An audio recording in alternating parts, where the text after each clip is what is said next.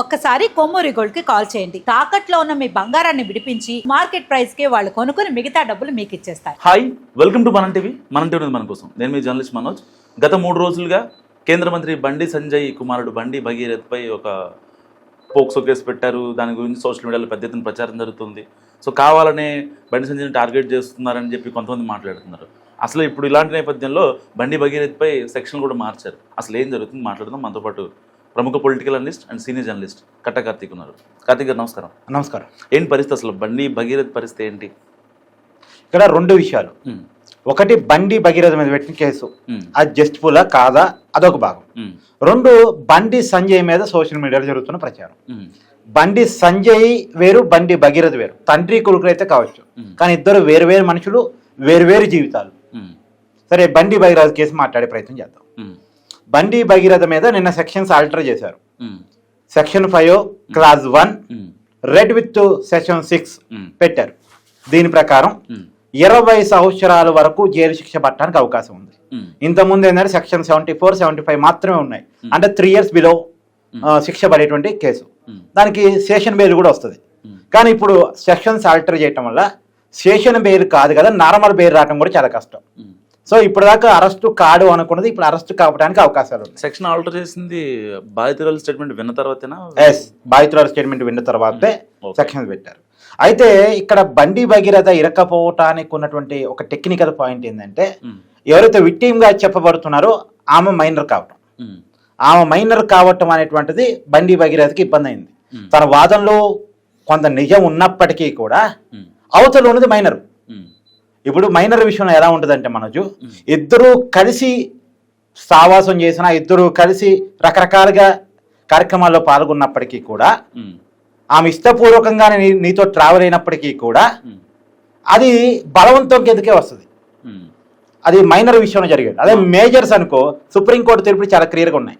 కొన్నాళ్ళ పాటు సహజీవనం చేసి, కొన్నాళ్ళ పాటు ట్రావెల్ చేసి, ఏదో ఒక గొడవ వచ్చినప్పుడు రేప్ కేసు పెడతానంటే మేజర్ విషయంలో కుదరదు, కానీ మైనర్ విషయంలో కుదిరింది.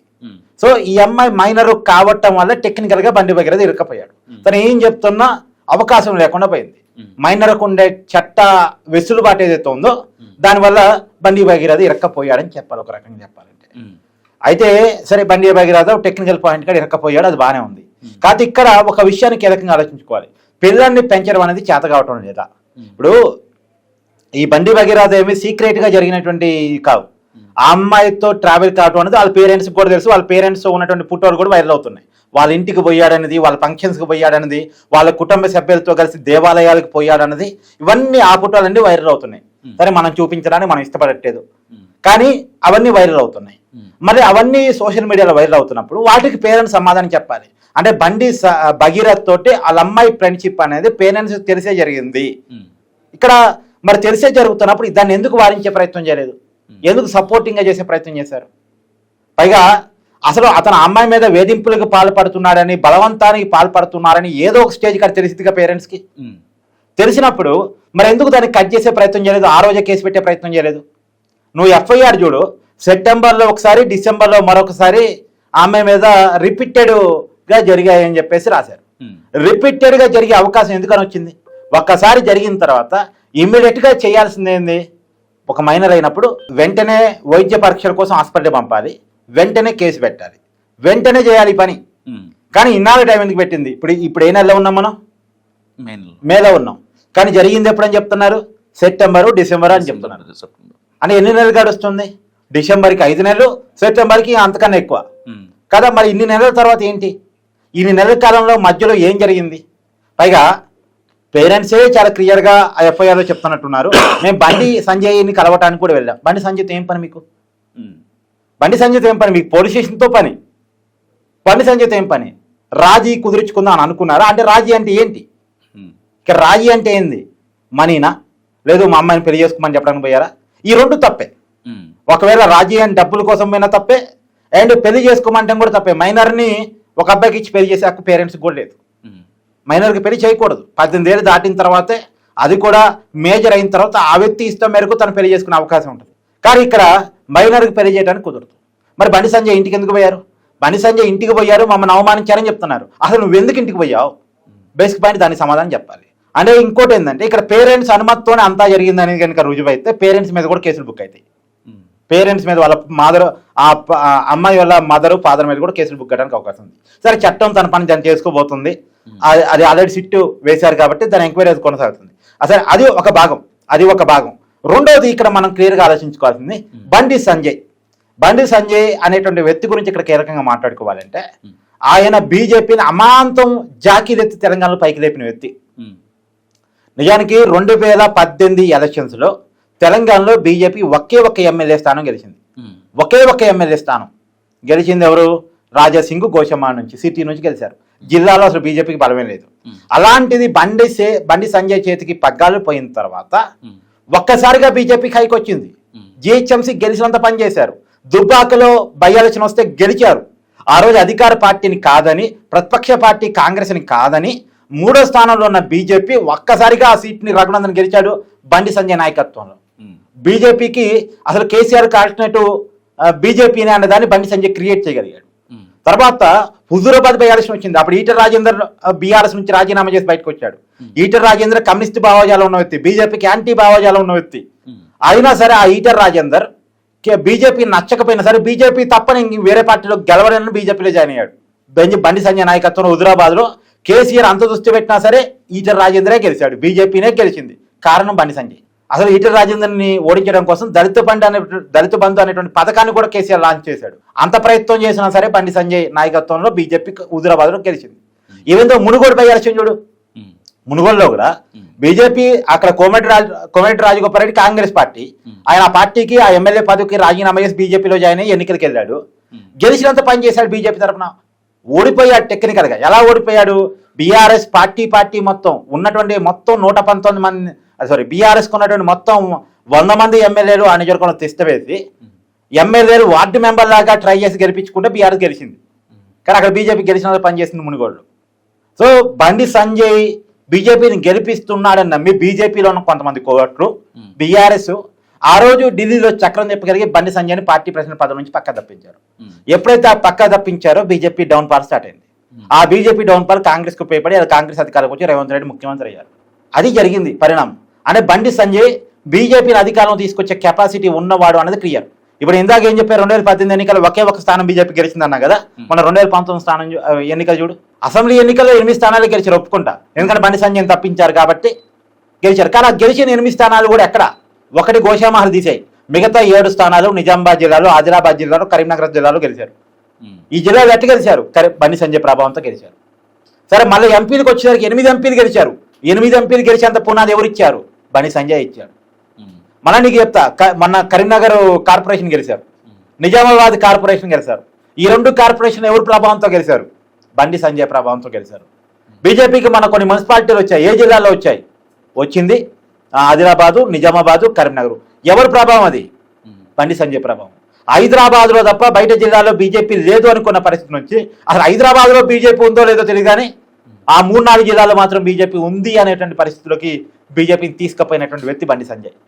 ఎమ్మెల్సీ ఎన్నికలు జరిగితే అక్కడ వరుసగా బీజేపీ గెలిచిన పరిస్థితి. మన గ్రాడ్యుయేట్ ఎమ్మెల్సీ బీజేపీ గెలిచింది కరీంనగర్ జిల్లా, మెదక్ జిల్లా, రంగారెడ్డి జిల్లాలో. అండ్ టీచర్స్ ఎమ్మెల్సీ కరీంనగర్ జిల్లాలో బీజేపీని గెలిచింది. సో అంత ప్రభావవంతంగా బీజేపీని మార్చాడు. మళ్ళా బండి సంజయ్ చేతికి నాయకత్వం పోబోతుంది. 2028 ఎన్నికల కంటే ముందే బండి సంజయ్కి బాధ్యతలు అప్పచెప్పబోతున్నారు. గతంలో చేసిన తప్పును బీజేపీ అధిష్టానం తెలుసుకుంది. బండి సంజయ్ చేతికి నాయకత్వం పోతే మళ్ళా బీఆర్ఎస్ మళ్ళా తిరిగి అధికారంలోకి రాదు, కాంగ్రెస్ ఉండదు, మళ్ళీ బీజేపీ పికప్ అయ్యే అవకాశం ఉంటుంది. అసలే బీజేపీ దేశవ్యాప్తంగా కూడా ఊపులో ఉంది అని చెప్పేసి గమనించి ఇప్పుడు బండి భగీరథ మీద వచ్చినటువంటి కేసును తీసుకొని బండి సంజయ్ మీద కుట్ర చేస్తున్నారు. బండి సంజయ్ బీజేపీ ప్రెసిడెంట్ కాకుండా ఆపటం కోసం జరుగుతున్న కుట్ర ఇది. కానీ ఒక విషయం గుర్తుపెట్టుకోవాలి, మహిళల మీద నిజంగా ప్రేమ ఉంటే, మహిళల మీద ప్రేమ ఉంటే ఎన్ని అత్యాచారాలు తెలంగాణ జరుగుతున్నాయి అన్నిటి మీద ఇట్నే స్పందిస్తున్నారా? పోనీయండి, అది వదిలేయండి. ఇక్కడ ఎవరు కూడా విక్టిమ్ అనే వ్యక్తి అంటే లైవ్ లో బాగానే ఉన్నారు. కానీ మంగిలి కేసు చూడు, మంగిలి కేసులో 9 మంది పాపం సూసైడ్ చేసుకున్నారు. 150 కోట్ల స్కామ్. అది మంగిలి పాత్ర ఉందా లేదా ఎవరికి తెలియదు. కానీ ఆ కేసు విచారణ జాప్యం జరుగుతుంది. బాధితులు వచ్చి రోడ్డు మీద పండుకుంటున్నారు, 9 మంది చనిపోయారు. మరి దీని మీద రాజకీయ పార్టీలు ఎందుకంత సీరియస్ స్పందించట్లే? అక్కడ బాధితులు చనిపోయారు, ఇక్కడ విక్టిమ్ సేఫ్ గానే ఉంది, పోలీస్ ప్రొటెక్షన్ ఉంది, ఓకే. అయినా విక్టిమ్ న్యాయం జరగాలని మనం కోరుకుందాం. కానీ అక్కడ విక్టిమ్స్ చనిపోతున్నారు, అక్కడ విక్టిమ్స్ ఇబ్బంది పడిపోతున్నారు. మరి బంగ్లీ కేసులో ఎందుకు ఎవడు మాట్లాడు పెద్దగా? అది కదా మాట్లాడాల్సింది. అక్కడ జనం చచ్చిపోతున్నారు కదా, బాధలు పడుతున్నారు కదా. హైదరాబాద్ వచ్చి పాపం మాకు న్యాయం జరగాలని రోడ్ల మీద పండుకుంటున్నారు.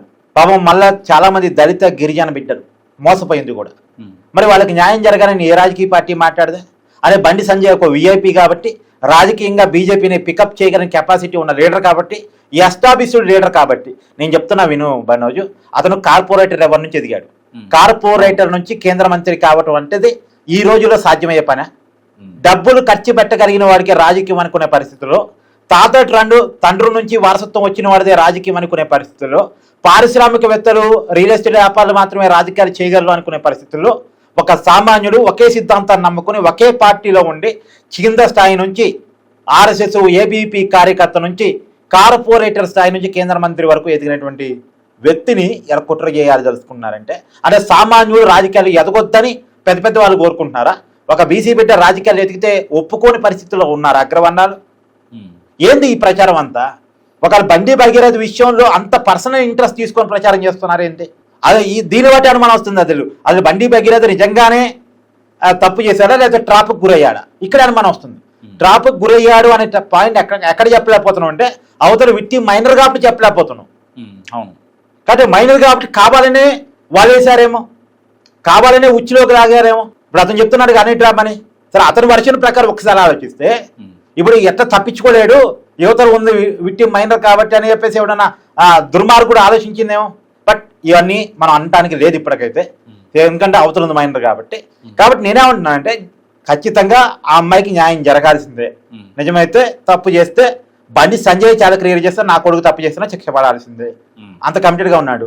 కేంద్ర హోంశాఖ మంత్రిగా ఉండి కేసుని ఏదో చేసుకునే కాడికైతే ఇవాళ సెక్షన్ 6 ఎందుకు మారిద్ది? మారదు కదా. సెక్షన్ ఆల్టర్ చేసి కఠినమైన సెక్షన్స్ పెట్టారు అంటే కేసు ప్రభావితం కావట్లేదని అర్థం చేసుకోవాలిగా. మేబీ ఇవాళ రేపు బండి సంజయ్ కొడుకు అరెస్ట్ కావడానికి కూడా అవకాశం ఉంది. సో బెయిల్ కూడా వచ్చే అవకాశం ఉన్న కేసు కూడా కాదు. ఆ రకంగా సెక్షన్స్ పెట్టారు, సెక్షన్స్ మార్చి మరీ పెట్టారు. సో కేసు దారిని పోద్ది. చూద్దాం, కేసులో ఉండే వచ్చి వాస్తవాన్ని బట్టి మాట్లాడుకుందాం. కానీ దీన్ని రాజకీయాలుగా ముడిపెట్టడం మాత్రం బాధాకరం. రైట్. సో ఇది కార్తికేయ అనాలిసిస్. మీరేమనుకుంటున్నారు మరి బండి భగీరథ్ గురించి? మస్ట్గా కామెంట్ చేయండి. చూస్తూనే ఉండండి మనం టీవీ.